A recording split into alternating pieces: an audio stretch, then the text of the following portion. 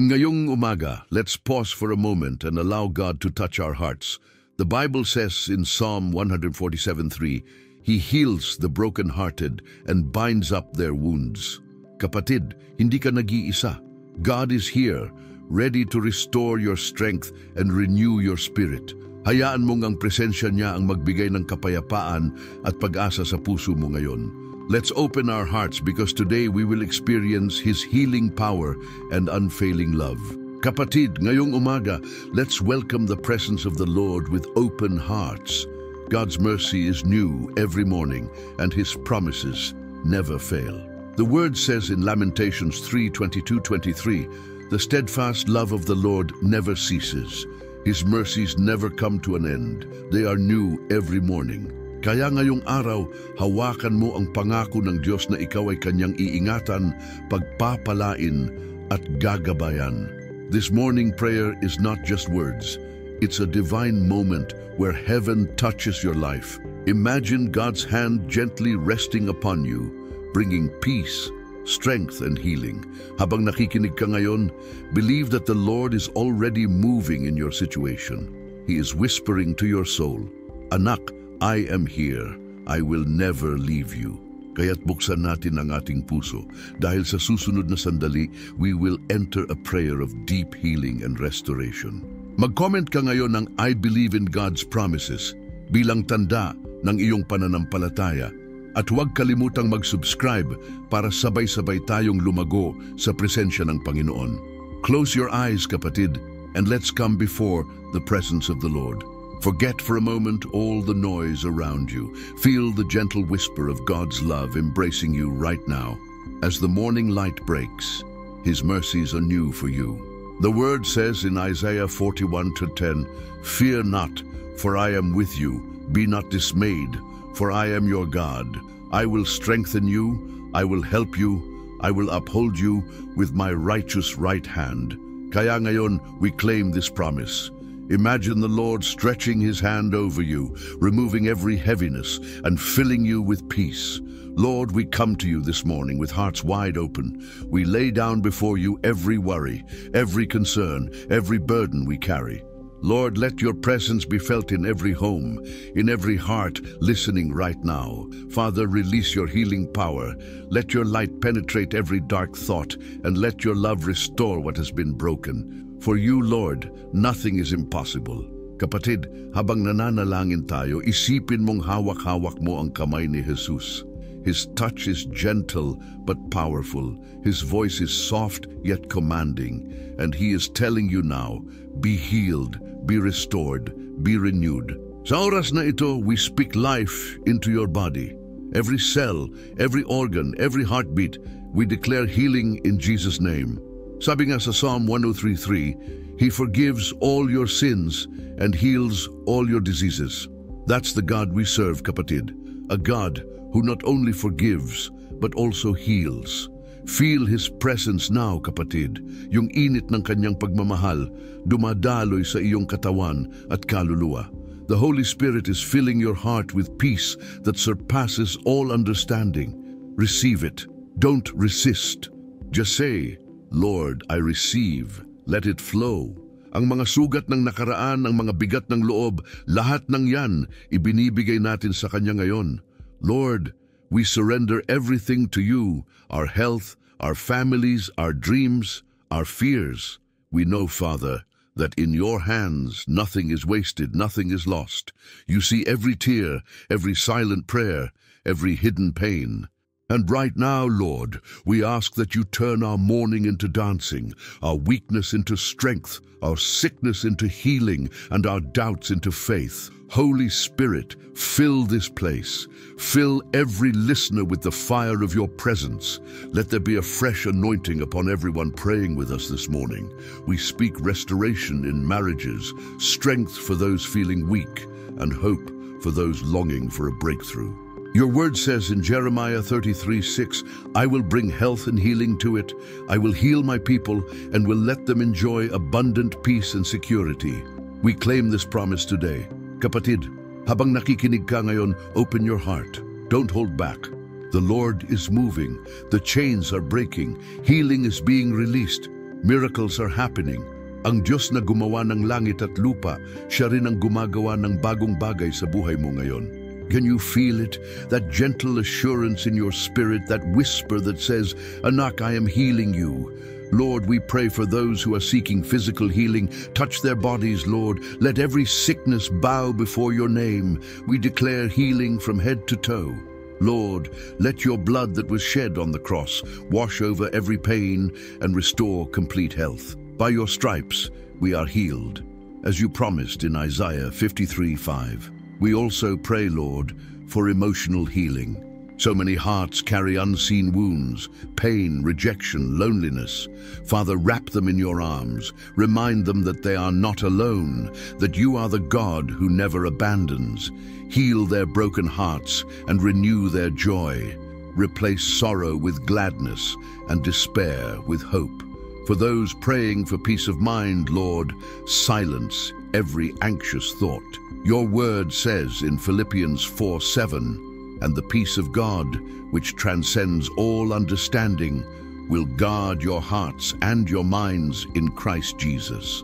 Let this peace guard their hearts right now. Remove fear, remove doubt, and let your love reign. Kapatid, habang tinatanggap mo ang panalangin na ito, imagine yourself standing in front of the throne of God, clothed in His light, surrounded by angels. Their songs are declaring victory, and the Lord is smiling at you, saying, "My child, I have heard your prayer. Thank you, Lord, for answering. Thank you for the healing that is already taking place. Thank you for the restoration that is flowing right now. We may not see it with our eyes yet, but by faith we believe, because faith is the assurance of things hoped for, the conviction of things not seen, as Hebrews 11:1 says. And Lord, we don't just ask for ourselves, but we lift up our families, our loved ones, our friends. Bless them, protect them, guide them. Let your light shine upon their paths. Let your presence dwell in their homes. Cover them with your precious blood. Let no harm come near them. We also pray for provision, Lord. Bless the work of our hands. Open doors of opportunity. Let those seeking jobs find favor. Let those struggling with finances experience breakthroughs, because you are Jehovah Jireh, our provider. And you promised in Philippians 4:19, "And my God will supply every need of yours according to His riches in glory in Christ Jesus." Father, we lift up this day to you. Lead us, guide us, protect us. Let us walk in your will. Let us hear your voice saying, "This is the way, walk in it," as in Isaiah 30:21. Fill our minds with wisdom, our hearts with courage, and our spirits with faith. Lord, we seal this prayer with thanksgiving, because we know that even before we asked, you already heard us. We trust that your timing is perfect and that your ways are higher than our ways. We declare victory, healing, and restoration in Jesus' mighty name. Amen and amen. Kapatid, habang nakikinig ka sa prayer na ito, tandaan mo, the Lord has already begun His work in you. Hindi mo kailangang makita para maniwala. Basta't manampalataya ka, God is faithful to complete the good work He started in you. Kung naniniwala ka na ang Diyos ay kumikilos ngayon sa iyong buhay, type mo sa comments, "Salamat po, Panginoon, sa kagalingan at restoration." At huwag mong kalimutang isubscribe ang channel na ito para araw-araw tayong sabay-sabay magdasal at lumago sa presensya ng Diyos. Kapatid, habang ramdam mo pa ang presensya ng Panginoon mula sa ating panalangin kanina, gusto kong ibahagi sa iyo ang isang kwento mula sa Biblia na hanggang ngayon ay nagbibigay lakas at pag-asa sa mga nananalig. Ito ang kwento ng isang babaeng 12 taon nang naghihirap dahil sa kanyang sakit. Makikita natin ito sa Marcos 2:24. Sabi ng salita, "And a woman was there who had been subject to bleeding for 12 years. She had suffered a great deal under the care of many doctors and had spent all she had, yet instead of getting better, she grew worse." Isipin mo, kapatid, 12 years, araw-araw, gising siya na may parehong sakit. Walang kasiguraduhan kung kailan siya gagaling. Sa mata ng tao, hopeless case na siya. Pero hindi doon natapos ang kwento. Sa puso ng babaeng ito may maliit na apoy ng pananampalataya na hindi nawala. At nang marinig niya na si Jesus ay daraan, nagdesisyon siya. Kung mahahawakan ko man lang ang kanyang damit, gagaling ako. Hindi siya naghintay na tawagin siya ni Jesus. Hindi siya naghintay na may mag-imbita sa kanya. Kapatid, siya mismo ang gumawa ng hakbang ng pananampalataya. At alam mo ang nangyari. Nang mahawakan niya ang laylayan ng damit ni Jesus, agad siyang gumaling. At naramdaman ni Jesus ang kapangyarihang lumabas sa kanya. Tumingin siya at sinabi, "Daughter, your faith has healed you. Go in peace and be freed from your suffering." Can you imagine that moment? Yung babaeng halos mawalan na ng pag-asa, biglang nakatanggap ng instant healing dahil sa kanyang pananampalataya. Kapatid, ganun din ang gusto ng Diyos na mangyari sa iyo. Hindi aksidente na nakikinig ka sa prayer na ito. The same Jesus who healed her is the same Jesus who is with you right now. The Bible says in Hebrews 13:8, Jesus Christ is the same yesterday and today and forever. Kaya't kung ano ang ginawa niya noon, kaya niya pa ring gawin ngayon. Walang expiration ang kapangyarihan ng Diyos. At tulad ng babae sa kwento, hindi mo kailangan ng malalakas na salita. Ang kailangan lang ay isang pusong naniniwala at nagtitiwala. Think about it, kapatid. That woman risked everything just to touch Jesus. She pushed through the crowd, kahit pagod na siya, kahit walang kasiguraduhan. Pero ang reward ng kanyang pananampalataya ay kagalingan at kalayaan. Minsan iniisip natin, Lord, kaya mo pa ba akong pagalingin? Pakinggan mo pa ba ako? Kapatid, the answer is yes. He sees your faith, He hears your prayer, and He honors your step of faith. Ngayon, I want you to imagine yourself as that woman. Habang pinapakinggan mo ito, isipin mong lumalapit ka kay Jesus. Hindi siya malayo. Hindi niya itinutulak palayo ang sinumang lalapit sa Kanya. Sa katunayan, siya pa mismo ang nagsasabing, "Come to me, all you who are weary and burdened, and I will give you rest." Matthew 11:28. That invitation is for you today. Maybe ang iniiyak ng puso mo ay kagalingan sa katawan. Maybe restoration sa pamilya. Maybe peace sa puso at isipan. Kapatid, just like that woman, reach out now.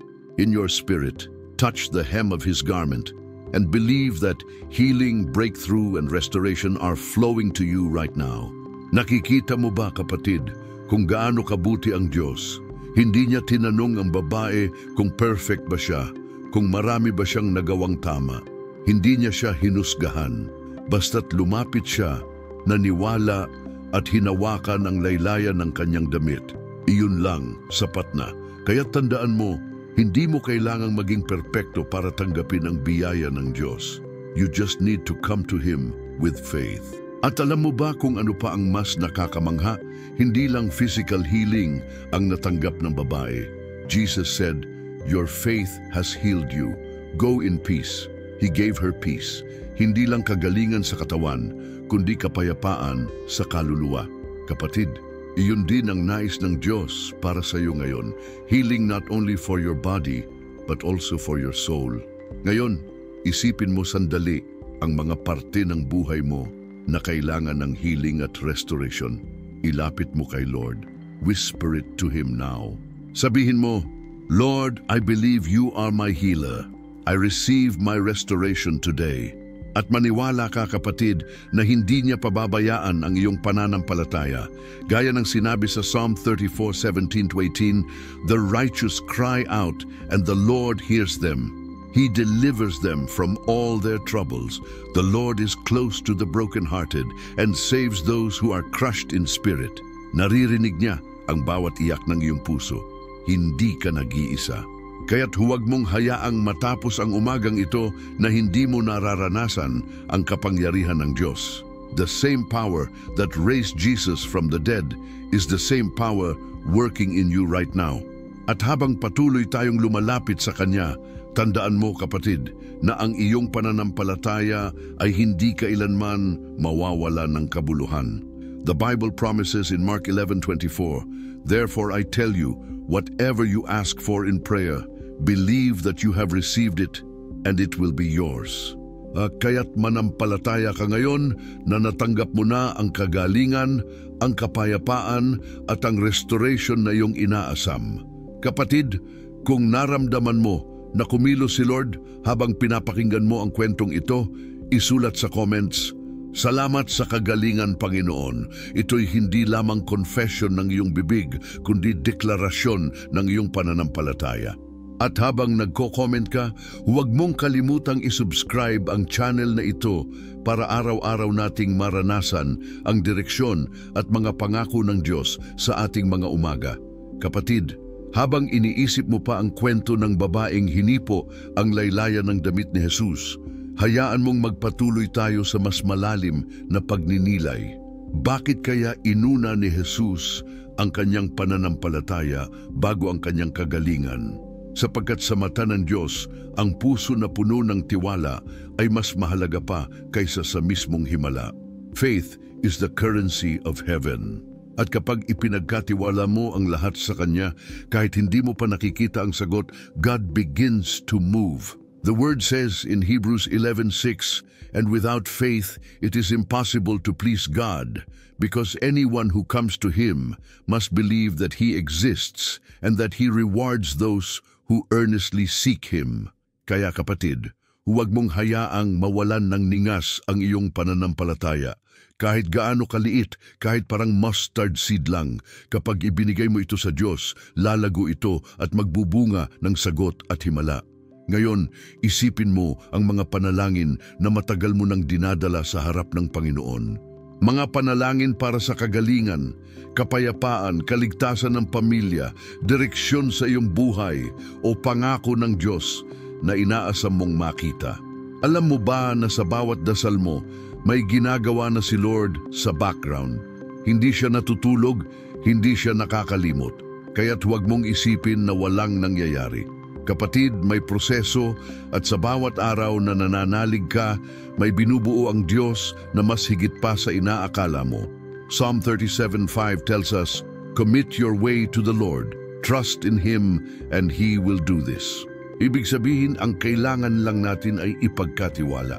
Kapag sinabi mong, "Lord, sa iyo ko ibinibigay," hindi lang problema mo ang ibinibigay mo, kundi buong buhay mo.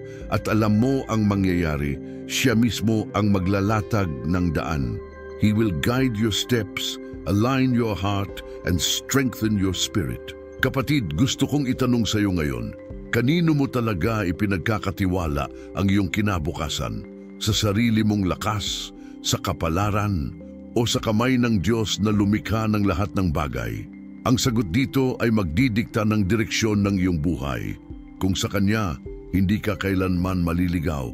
The Bible says in Proverbs 3:5-6, "Trust in the Lord with all your heart, and lean not on your own understanding. In all your ways submit to Him, and He will make your paths straight." Imagine mo, kapatid, isang daan na diretso, walang balakid, walang ligaw.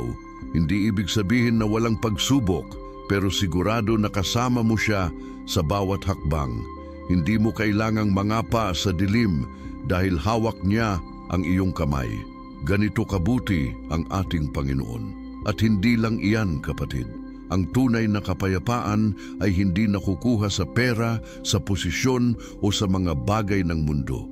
Ito ay galing lamang sa Diyos. Kaya minsan, kahit may sapat ka, ramdam mo pa rin ang emptiness. That's because only God can fill the void in your heart.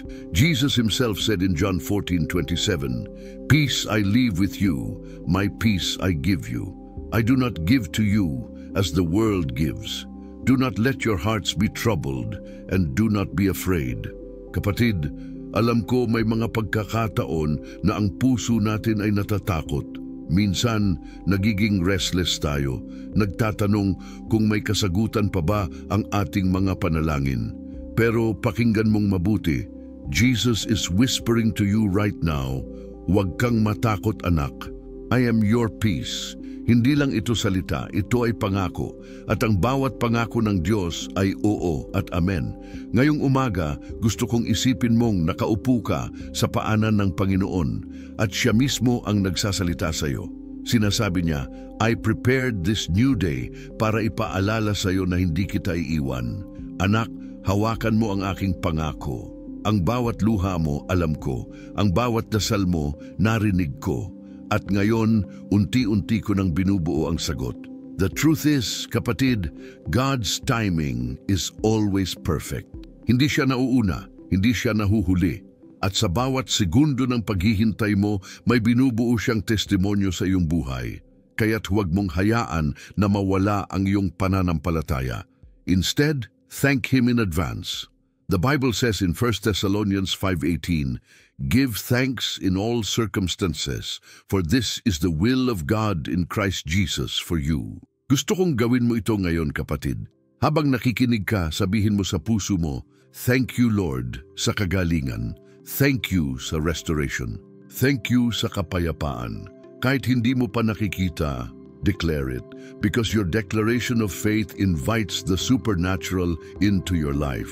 At kapatid, isa pang sikreto na dapat nating tandaan, forgiveness is healing. Alam kong minsan mahirap, pero ang hindi pagpapatawad ay parang lason na tayo mismo ang umiinom. Kaya't kung may tao kang iniisip ngayon na kailangan mong patawarin, isuko mo na iyon kay Lord. Hindi ibig sabihin na nakalimutan mo ang sakit, kundi inilalagay mo ang lahat sa kamay ng Diyos para siya ang magbigay ng tunay na kagalingan. Sa Matthew 6:14 nakasulat, for if you forgive other people when they sin against you, your heavenly Father will also forgive you. Napakalalim nito. Ang pagpapatawad ay hindi lamang para sa kanila, kundi para din sa kapayapaan ng iyong kaluluwa. At kapag natutunan mong magpatawad, kapatid, makakaranas ka ng kalayaan na hindi kayang ibigay ng mundo. Ngayon, gusto kong tanungin ka, mayroon ka bang kailangang isuko kay Lord ngayong umaga? Healing, restoration, forgiveness, or peace? Alalahanin mong wala siyang hinihingi na hindi niya kayang punuan. Kapatid, bago tayo magpatuloy, gusto kong i-declare mo sa comments, Panginoon, ikaw ang aking kapayapaan. Alam ko na ito ay simpleng mga salita lamang, pero ito'y declaration ng iyong pananampalataya. At habang ginagawa mo ito, huwag mo ring kalimutang mag-subscribe dito para araw-araw kang masabayan sa mga panalangin at pangako ng Diyos. Kapatid, habang hawak-hawak mo ang pangako ng Diyos na siya ang iyong kapayapaan, ngayon ay oras na para ideklara natin ang kanyang kagalingan at biyaya sa iyong buhay. Hindi lamang ito basta panalangin, ito ay isang deklarasyon ng pananampalataya. Tandaan mo, ang bawat salita na lumalabas sa iyong bibig na puno ng pananampalataya ay may kapangyarihan. And Proverbs 18:21 says, the tongue has the power of life and death, and those who love it will eat its fruit. Kaya't ngayong umaga, gamitin natin ang ating dila upang magdeklara ng buhay, kalakasan at restoration. Sabihin mo ngayon sa puso mo, Lord, I receive your healing. Imagine mo na ang liwanag ng Panginoon ay bumabalot sa iyo. Nakikita mo ba, kapatid? Ang init ng presensya niya ay dumadaloy mula ulo hanggang paa. Kung may sakit ka sa iyong katawan, ilagay ang iyong kamay sa parte na iyon at maniwala. Declare, by the stripes of Jesus, I am healed. Sapagkat sabi sa Isaiah 53:5, by His wounds we are healed. Ngayon, i-declare mo rin ang restoration. Kung may bahagi ng buhay mo na parang nawala tulad ng kaligayahan, lakas, relasyon o pangarap, sabihin mo, Lord, ibinabalik ko lahat sa iyong kamay. Restore what was lost. Sa Joel 2:25 nakasulat, I will restore to you the years that the swarming locust has eaten. Kapatid, hindi nasasayang ang bawat taon na akala mo ay sayang. God can redeem time. He can make up for everything you thought was gone. Habang nananalangin tayo, isipin mong nasa harapan mo si Jesus. His eyes are full of love, His hands stretched out, telling you, Anak, nothing is too hard for me. Kung may takot ka tungkol sa kinabukasan, sabihin mo ngayon, Lord, Ikaw ang aking future. I trust in you.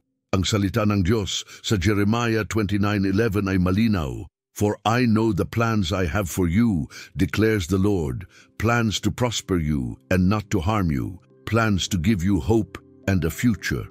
Kapatid, hayaan mong i-declare ko rin ito para sa iyo ngayon. In the mighty name of Jesus, I declare healing over your body, peace over your mind, and strength over your spirit. I declare that every chain of fear is broken, every doubt is silenced, and every sickness bows down to the name of Jesus. I declare restoration over your relationships, your family, your finances, and your dreams. Receive it, kapatid. Feel it in your spirit. You are not the same as when you started this prayer. Something is shifting in the heavenly realm. The angels of God are moving on your behalf. Miracles are being released right now. At gusto kong sabihin ito sa iyo ng malinaw, you are not forgotten. The enemy might have tried to convince you na wala kang halaga, pero ngayong umaga, the Lord is reminding you that you are His beloved child. He calls you by name. Isaiah 43:1 says, "Fear not, for I have redeemed you. I have called you by name. You are mine." Kapatid, ikaw ay kay Lord, at walang makakaagaw niyan. Ngayon, let us take a moment to thank Him. Sabihin mo, "Thank you, Lord, for my healing. Thank you for my restoration. Thank you for the miracles I am about to see." Habang sinasabi mo ito, isipin mo na ang iyong mga panalangin ay inaakyat sa langit at si Jesus mismo ang nag-aalay ng mga ito sa Ama. Hindi man nakikita ng iyong mata ngayon, pero tandaan mong faith sees what the eyes cannot. Kapatid, alam kong may mga pagkakataon na parang hindi mo nararamdaman ang kasagutan, pero gusto kong ipaalala sa iyo, God is always working behind the scenes. Ang bawat panalangin mo ay hindi bumabagsak sa kawalan. Revelation 5:8 says, "The prayers of the saints are like golden bowls full of incense before God." Can you imagine that? Lahat ng panalangin mo, iniingatan sa langit bilang mahalagang alay sa harap ng Diyos. At ngayon, habang patuloy tayong nagdideklara, I want you to visualize your life being filled with God's promises. Nakikita mo ba ang iyong pamilya na masaya at buo? Nakikita mo ba ang iyong katawan na malakas at puno ng sigla? Nakikita mo ba ang iyong puso na malaya mula sa bigat ng nakaraan? Kapatid, ito ang handog ng Diyos sa iyo. The Bible says in John 10:10, "I have come that they may have life and have it to the full." Kaya't huwag kang papayag na ang iyong buhay ay manatili sa pagkakakulong ng doubt o fear. Claim the abundant life He promised. Ngayon ay i-declare natin ng sabay, Lord, I receive your abundant life. I receive healing. I receive restoration. I receive peace. Kapag diniklara mo ito, kapatid, hindi lang basta salita. Ito ay panibagong direksyon para sa iyong buhay. At gusto kong itanong sa iyo, handa ka na bang lumakad ngayong araw na ito na may bagong pananampalataya, bagong lakas at bagong pag-asa? Sapagkat naniniwala ako na mula sa araw na ito, hindi ka na muling magiging katulad ng dati. Bago tayo magpatuloy, kapatid, gusto kong iwan sa iyo ang isang hamon. Sa comments, isulat mo, "Salamat Lord sa bagong buhay na binigay mo." Ito ay hindi lamang simpleng salita, ito ay deklarasyon ng iyong panibagong umpisa. At habang nandyan ka, huwag mong kalimutang mag-subscribe para araw-araw kang makasama sa ating panalangin at sa bawat bagong pangako ng Diyos na ating tatanggapin. Kapatid, habang natatapos ang ating panalangin ngayong umaga, nais kong ipaalala sa iyo na ang ginawa ng Diyos ngayon sa iyong buhay ay simula pa lamang ng mas dakilang bagay na Kanyang inihanda. Ang panalangin natin ay hindi natatapos sa mga salitang binanggit natin. Nagsisimula pa lamang ito ng isang bagong kabanata. The same God who touched you today will continue to walk with you sa bawat hakbang ng iyong araw. Kaya't huwag kang matakot, huwag kang mangamba, sapagkat sinabi niya sa Deuteronomy 31:8, "The Lord Himself goes before you and will be with you. He will never leave you nor forsake you. Do not be afraid. Do not be discouraged." Ngayong oras na ito, isipin mo na parang bukas ang langit sa itaas mo. Nakatingin ang Diyos sa iyo at nakangiti. Sinasabi niya, "Anak, I am with you. I will strengthen you. I will bless you."